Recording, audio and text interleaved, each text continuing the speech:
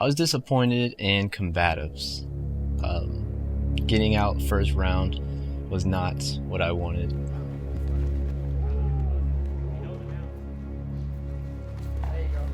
It was fun. Everything about it was fun. It was more competitive than I expected.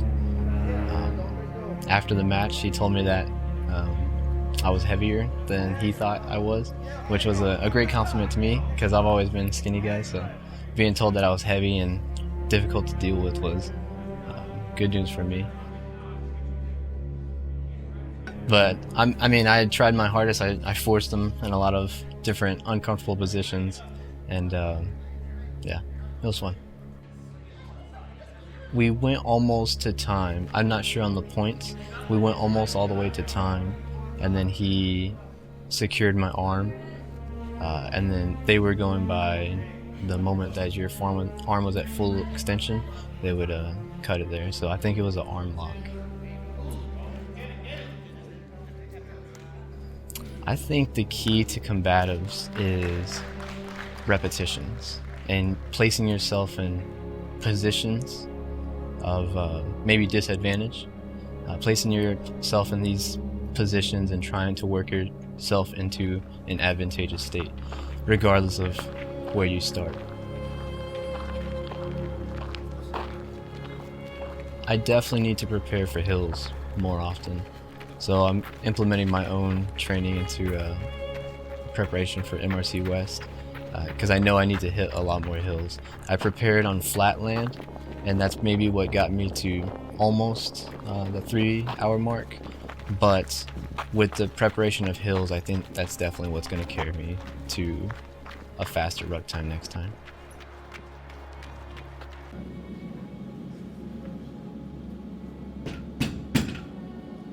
Report! Staff Sergeant Ramirez reporting to the President of the Board. All right, Staff Sergeant Ramirez, just have a seat in that chair right behind you. I think it's the vast amount of knowledge that is covered in a short amount of time.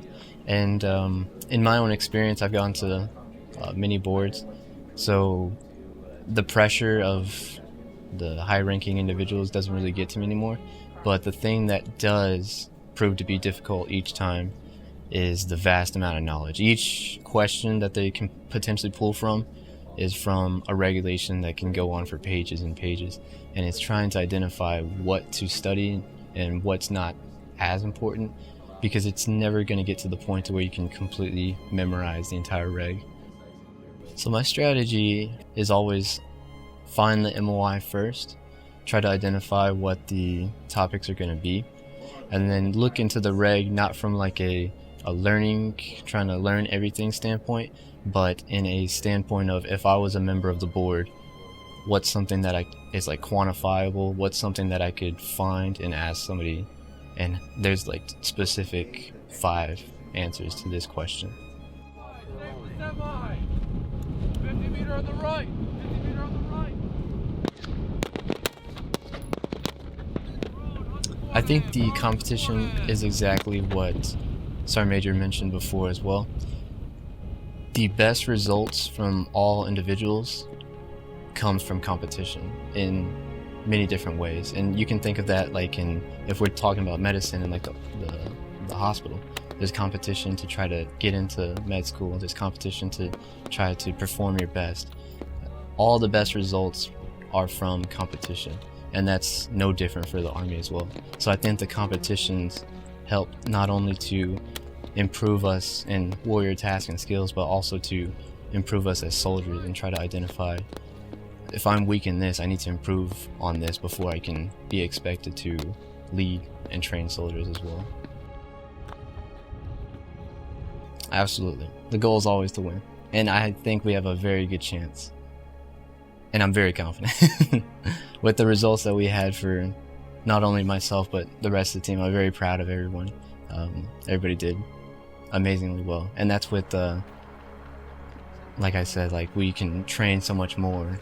And so if we are capable of learning so much more and we're already performing very well, I'm very excited to see how we can perform in MRC West. Everybody has a specialty. Everybody has their own strengths and weaknesses. Like for Burdick, for example, he's our TC3 expert. Brand is our all-around most experienced individual. Captain Nestle has a lot of experience with like Army Warrior Task and just general Army knowledge as well. He performed pretty well at the board for that being his first board as well. Atkins is high energy. He's an absolute beast when it comes to like everything physical fitness related, and he's very calm under pressure because I think he did very well at the board as well. And then Villalobos, she's always very determined with everything that we do. She's always training hard and doing well at all the PT events that we do as well. And she picks up a lot of tasks very quickly. So I think she's our fastest learner. I think for me, what I can provide for the team is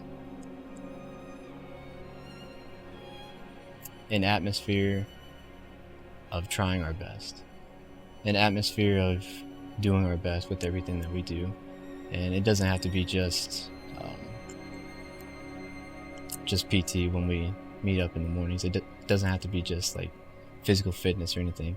It can be in all regards, because I think if I am able to spread that ability to want to win and want to be the best, that'll reflect onto the others as well.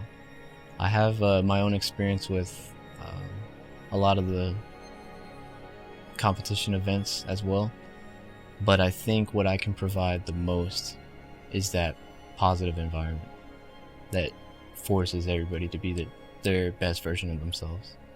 I've always lived by the mantra of pressure is a privilege, and everything that you gain, whether it's like life lessons or personal glory or achievements, medals, or anything, that all comes from placing yourself in positions where you might not be doing too well, but you can definitely improve and get better. So I think pressure is a privilege, and always putting yourself in difficult situations, you're always going to come out of it better, whether you fail or succeed.